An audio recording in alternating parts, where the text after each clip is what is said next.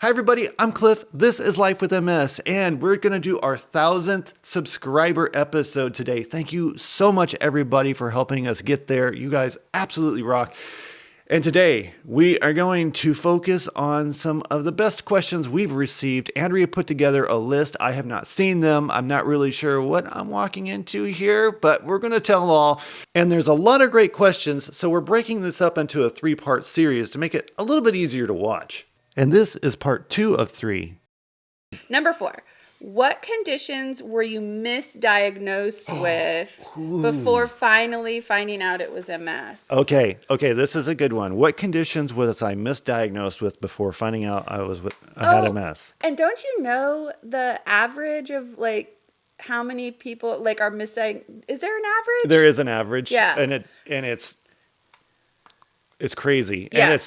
And I think I've talked about this in a video before. The averages differ by country. Oh, okay. Because of the healthcare systems and their knowledge of MS. And I'll tell you this right now, I won't get into the statistics, but the MS has a really low batting average for accurately diagnosing multiple sclerosis in under 4 years. Ugh.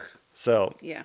And I will say that there are other places like Germany that have less than 2 months. Oh my goodness. So there's a huge difference. Anyway, I will move on. Okay, so what are some of the things I was misdiagnosed with? Oh my gosh, so many of you out there are going to relate to this. Okay, the number one thing I hear from people out there that the second I say it, they say, oh, me too. Pinched nerve. Oh, yeah. Yeah. Bulging disc. Anything to do with the spine. You know, you say, oh, my left leg I can't feel it today. Well, you've got a little bit of sciatica or you've got a pinched nerve. Totally likely. Yeah. You know, without imaging in place, absolutely makes sense. Right. And imaging can miss it too. And imaging can miss it. Yeah. So that was the first one. The Okay. second one was depression and anxiety.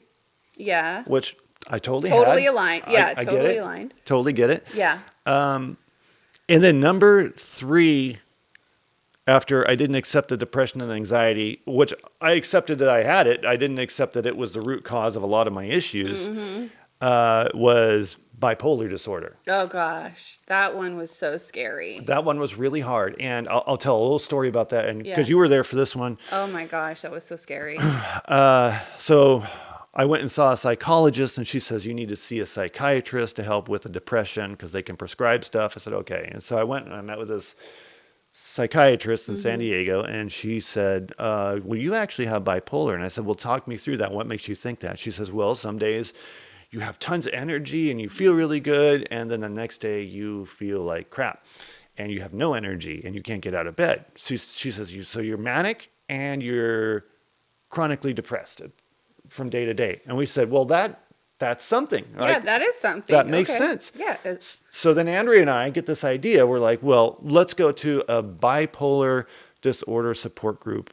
And it was held at the VA in San Diego. And I thought, okay, this is really cool. So we went in there, we met with a lot of people, and they separated it out. The spouses went in one group, and then the people that were prospective patients went in another group. And we sat in there, we did our thing. I don't know what happened in her group. She doesn't know what happened in mine. But at the end of the hour, we get out, we get in the hallway, and we both look at each other in sync, and we're like, I'm not bipolar. Yeah. Like, I did not match those people in it at all. Because they had just really extreme symptoms of things. And for the most part, they had battles that I was not familiar with and I was not identifying with, right? Yeah. Like I wasn't having screaming matches with my cat, stuff like just, who knows what, I don't know anything about bipolar disorder other than the fact that I was not on the same level as them. They were wrong about that one. Yeah, they definitely were wrong about that one. But that didn't stop them from prescribing me something to deal with it. And the psychiatrist said, I'm going to give you something to help with your symptoms. And so she prescribed me Lamictal, which is actually an anti-seizure medication for epileptics. Yes. And she says, we're going to tricate you up and ramp you up. And I still have this video. This is like a long time ago. I took 5 milligrams of it, and my ears buzzed and my head felt so weird for like 2 days straight that I said, I'm not doing this. I don't know what this stuff is that I'm taking, but it is really powerful. And I took like a quarter of the dose that was recommended, and I just felt so weird. And so then we decided, no, there's Yeah. definitely something else going on here. So those were the things. It was a mood disorder, a functional disorder like a Yeah. pinched nerve, What did they and then think an your emotional bladder? disorder. Your bladder issues were attributed to something else too, I thought. Yeah, I think there was an IBS, Or irritable bowel syndrome thing that was thrown yeah. in there too. There were so many So of them. many. Yes, Oh my gosh. And I've heard so many other ones from our subscribers too, especially like women. Ooh. yes, I think, and I Ooh. did an episode about that, how Woof. they get Like gaslit like so crazy, bad. and I think that's hopefully changing. There's been a cultural shift, I think, in how people engage with patients. Right. I'm hoping that's changing. I definitely see a difference Yeah. between what we were used to and what's happening now. Right. I think so too. I'm hopeful Yeah. for sure. Okay, Okay. so there we go. So that was. What do I do? What Oh, was I actually, misdiagnosed can with? we do just a quick follow up on that? Yes. What was the symptom that actually spurred the diagnosis of multiple sclerosis? What was the like one thing that brought you in and got you diagnosed? I'll tell you the one thing that actually made the difference, and that was moving out of California to Texas. Yeah. That was the thing that gave me the accessibility that I needed to the right people. Yes, and the extreme temperatures. And the extreme temperatures Yes. was a combination of things, but the things that was like the thing that was the deal breaker, that was like, I have got to get this figured out. If I do nothing else for the next 6 months, Yeah. get this done, which at the time in California, 6 months was maybe one appointment with a specialist. Yeah. But in Texas, it was very different. Yeah. I had access and I could get answers quickly, even if they were the wrong answers. We were going down the wrong path. But anyway,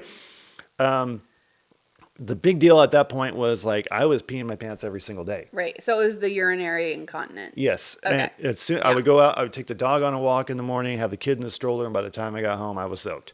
Yeah. And I remember telling you, I have got to figure this out. Yeah. Like, this is out of control. And I felt like I had the flu all day long. Yep. So you're at work, I'm trying to be a stay at home dad, Yeah. feeling like I had the flu, but it was Just- never getting better. Right. And it was like this constant struggle. And so I would have to say, out of all the symptoms, the vanity of pissing myself in public is the thing that pushed me in to Okay. get answers. All right. I've actually heard that a lot from MS patients. I have. Like, it is the peeing yourself moment that is like gets people into the doctor to fight. Yeah, You know, it's like, and it is a fight, unfortunately. it is. Yeah. It is. It's a fight. You eventually run out of pants. Yeah. Okay. So this one is for both of us. This is number 5. Ooh, which stigmas about MS do you wish were squashed? Oh my gosh. I Or mean, can we just pick the top 3? yeah, let's just one each because Okay. I mean, like, all of them. I mean, of course, I would want all of the stigmas squashed. Right. But like, I guess maybe what's like the number one for you? I think the number one is, despite what we look like, we are trying our best. Yeah. Like, I think a lot of people assume once you get diagnosed with MS that you just kind of throw in the towel and Yeah. you go on disability and you just ride. And that's just not the case. I think 99% of us are doing everything we can, regardless of our financial situation. We're just trying to make it through the day. Yeah. And it's not because we're not trying hard enough. It's because we have a lot of forces working against every energy and effort we Right. put out. Yeah. It's like you're in a foot race. Everybody else is like 50 yards up on the start line. You're 50 yards back.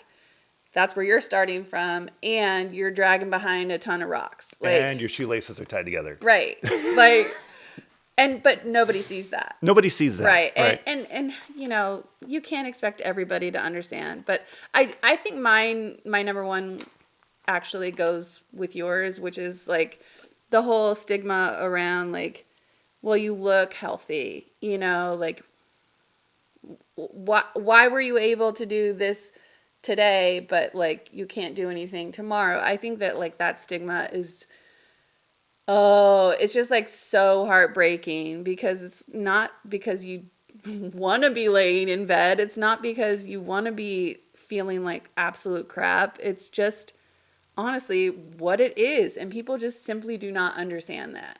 Like it's the whole invisible illness stigma that it's just like, you look so healthy. Like you were doing this the other day. But now it's like, what the heck? Why do you need help today? You know, Right, like, right, and right, it's right. just sort of like, Oh man, if I could squash that, I would. Okay. Yeah. I'm with that. Okay, so let's move on to number 6. Have you ever gone against your doctor's recommendations? Yes. Oh boy, has he. Yes. And I'll tell you, I am an idiot. I've talked about this all the Yes. time in my other episodes. If I had just listened, I probably would have been diagnosed years before I actually was. If I would have just like not thought I knew better, I couldn't get out of my own way. And so I've gone against my doctor's recommendations in that respect, but I've also gone against my doctor's recommendations when it comes to the drugs, right? Oh Like, yeah. because when I have a symptom, a problematic symptom, I go in and and it's understood that like we can't stop the disease. We can stop we can slow the progression of it, but on the day to day we're just managing the symptoms, right? Right. And that means a lot of different things. That means everything from drugs to exercise to diet to lifestyle choices to sleep. It's everything that encompasses being a human with a little bit of chemical additions in there.